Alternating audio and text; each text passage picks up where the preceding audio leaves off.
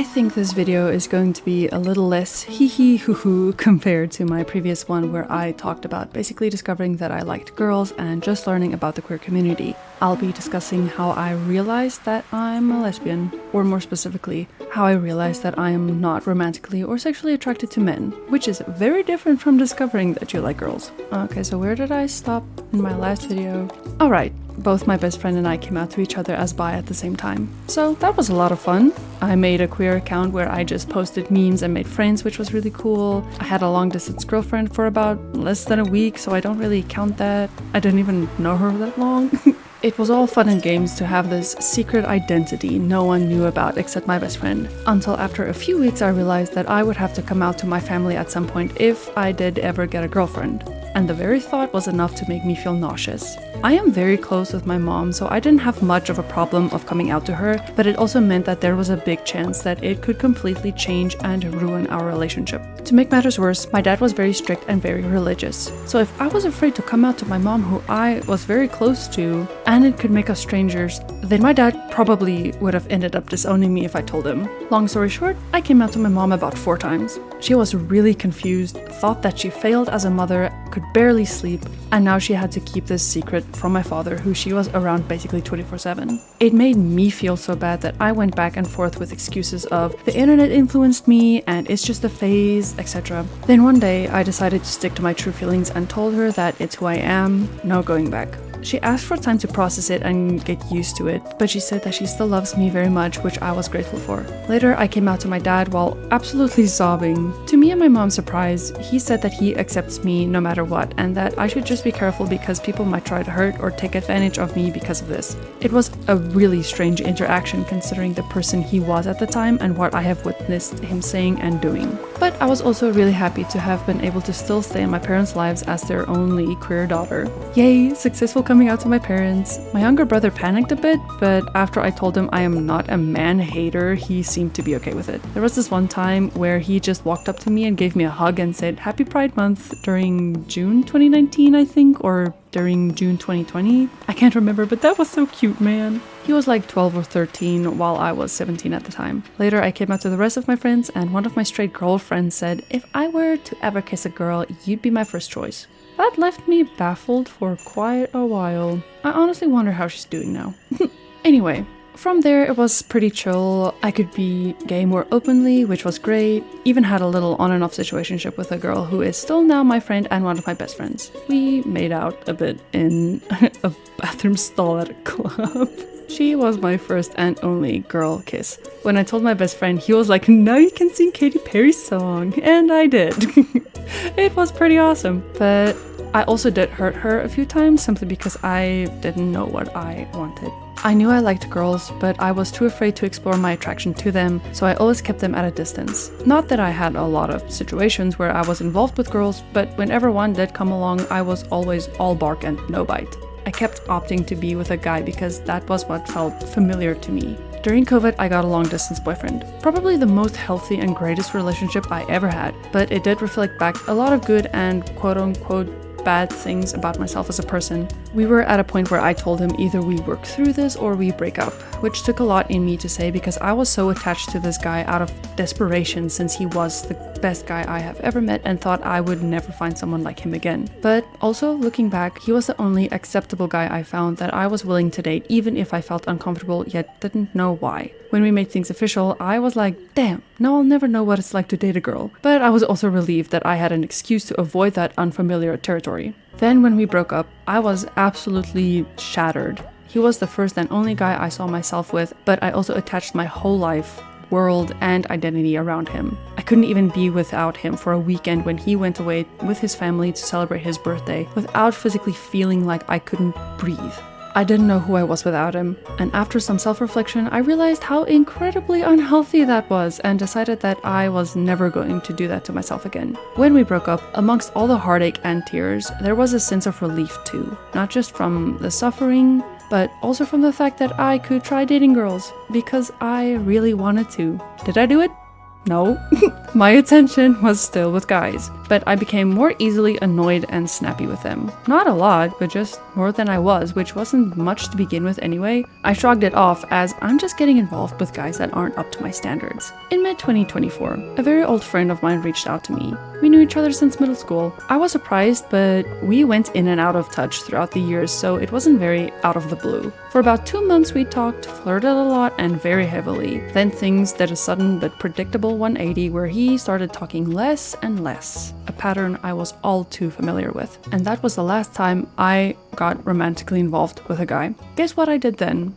I dyed my hair red, I got an undercut, and I cut my hair shorter too. My form of rebellion and choosing myself. I was done with my patterns, I was done with my past. I wanted a different future. I was in my I don't give a fuck phase. Until one fateful evening, something very small happened but changed basically the entire trajectory of my entire life. I was doom scrolling on TikTok after work and came across this one compilation of Caitlyn and Vi from Arcane. If you've been around for a while, then you have heard me mention them once or twice and probably know what's coming next. It was just a bunch of silly moments of the two of them in season 1. I got so obsessed with it that I watched it over and over for quite a few days. It felt like it was something I never knew I needed. If I could inject that video into my veins, I would. I would in fact actually do that with every video about them, honestly. I remember that I had a best friend who loved Arcane and League of Legends and wanted me to play the game and watch the show, and I was planning to, but I had a whole list of shows I wanted to get through first. Then a few years later, another former friend and I started watching it together, but only until the last episode where everyone were still kids, but I was intrigued. The art style was really cool and the animation, like, everything was just beautiful. So in December 2024, when I found that compilation video, I started watching Arcane. Safe to say I was hooked, absorbed, obsessed, all the things. Vi is my absolute favorite character, by the way. I love her so much. She's so cool. In some ways, I actually really want to be like her. Anyway, something that I started noticing along with getting excited whenever Caitlyn and Vi would show up on screen was I would also get a little emotional. And I just thought it was because I was so happy about seeing more women-loving woman representation until I got to the jail cell scene. If you watched it, then you already know what happened. And if you didn't, they started canoodling a lot. Now, I heard that this was gonna happen. It was a slight spoiler I bumped into while watching the show, and everyone was going on about the lesbian Lex scene, but it still caught me so off guard that I started crying. I cried so hard that I had to hit pause. And it confused me because it was supposed to be a, like, quote-unquote hot scene, you know? But I didn't see it like that. Or I did, but it meant a lot more than that, apparently. So I decided to do some deep diving on myself. I analyzed a lot of past behavior and moments and experiences and situations until I came to the hypothesis that I might be a lesbian. And that scared me, because that meant that I didn't like men when I was raised and taught otherwise. But at the same time, it made sense to me. I never really had male celebrity crushes like other girls in my class when I was younger. I always wanted to be like the cool male protagonists in shows like Hiccup or Sonic or even Lightning McQueen. I did like the cool female protagonists and love interests, but I first thought it was just deep admiration. Turns out I had crushes on them.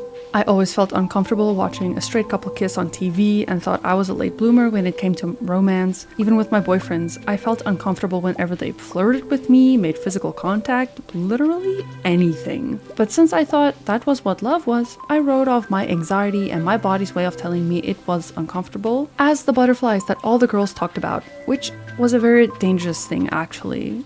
Because I got myself in a few situations where it could have ended in pure regret just because I thought I was giddy with butterflies instead of noticing that I was actually very, very anxious. I'm not saying these are signs that you don't like men, but these were my signs. Looking back at my long-distance boyfriend, who I believed was the love of my life, I wasn't as happy as I thought I was. If the future were to happen where I gave up everything, moved away from my family to be with him and started a life with him, I would have just been content. But I never would have been truly happy. Growing up, I was mentally preparing myself to marry a man and having kids when I never wanted to. But it was how I was raised. It was a representation that was everywhere, and it was how it was expected of everyone to be and live. I had accepted a life that I never wanted. Don't you just love compulsory heterosexuality? So, after weeks of peeling off layers about myself and finally giving myself the space to think how I wanted to think and feel how I truly felt all these years, I had to mourn that identity that I co-created with my family, friends, media, society, and the future that I thought was going to happen for me. As relieved as I was, letting go was still so hard because I have known that version of me all my life. And suddenly my future felt like an empty, unfamiliar, and foggy path where it was always clear and straightforward and predictable. To help myself process this, I joined the lesbian servers on Discord, listened to lesbian podcasts, and consumed more media to normalize this new reality for myself. This is why queer media is so important, because it helps to let someone see themselves in someone else. It makes them feel seen and validated and normalized. It shows them that it's okay to be themselves and that they can have a life that they dreamed of. Circling back to Vi and Kate in the jail cell, that is the love that I always wanted and never realized. It was the love that I never thought was possible until I saw it represented. I could actually watch them doing their thing without getting uncomfortable or wanting to close my eyes, like I did with every other couple that I saw on screen. I could look at them kiss and being intimate and affectionate towards each other with yearning and hope that I will finally learn what true love feels like. It's actually funny because I started tearing up at them like making out, but when they giggled at how Vi was struggling with a buckle, that was when I lost it and just sobbed. That easy, natural, authentic love and affection they had for each other and being able to be silly where nothing in that moment was a performance, although in its own way it was, but you know what I mean. It just showed me the kind of love I can have. Let's end things off on a lighter note. Yay, I accepted myself and felt more free and hopeful of my romantic future, but now it was time to tell my mom. Again, this time I was going to tell her that I don't like guys after coming out to her 4 times about liking girls. What we usually do when we want to share something deep or important to each other is we get a little snack at a drive-thru and then sit in the parking lot and talk. So when I told my mom I wanted to get a small snack and sit in the parking lot, she knew I wanted to say something. We got there, did the thing, and parked the car. I already started tearing up again and my mom looked at me all worried. I told her it's nothing serious, but that it was still very important to me that she knows. I don't know past tense and stuff. After choking on my words a few times, I finally managed to say that I think I'm a lesbian and that I don't like men. My mom then proceeded to laugh. I looked at her all confused, like, I'm busy having an emotional moment and you think it's funny. She handed me a tissue and said, "Sweetheart, it was actually kind of obvious. You were never comfortable with guys in the first place." She even said that I walk like our hairdresser that's also a lesbian, and I'm like, I don't understand, but okay. So me coming out as a lesbian wasn't really that necessary, but I'm glad that my mom still accepted me and handled it much better than the first 4 times. That's probably my most favorite coming out story after me and my best friend coming out to each other as bi. Anyway, there you have it, my queer journey. I feel like I could have worded it a lot better, like structured it a little bit better, but I don't know. I don't know. Yeah, I'm kind of like rethinking of how to do things a little bit, and I don't know. I'm kind of like, I don't know if I'm just like, criticizing myself and being like, I can do so much better, but at the same time, I feel like I'm doing the best that I can. So I'm still learning how to write scripts, but at the same time, I'm kind of getting tired of writing scripts and I just want to be able to talk. When I do just allow myself to talk without any guidelines, then I can kind of get off course. Or I think of ways to like say something better later. So yeah, but anyway, I hope it was still okay for you to listen to.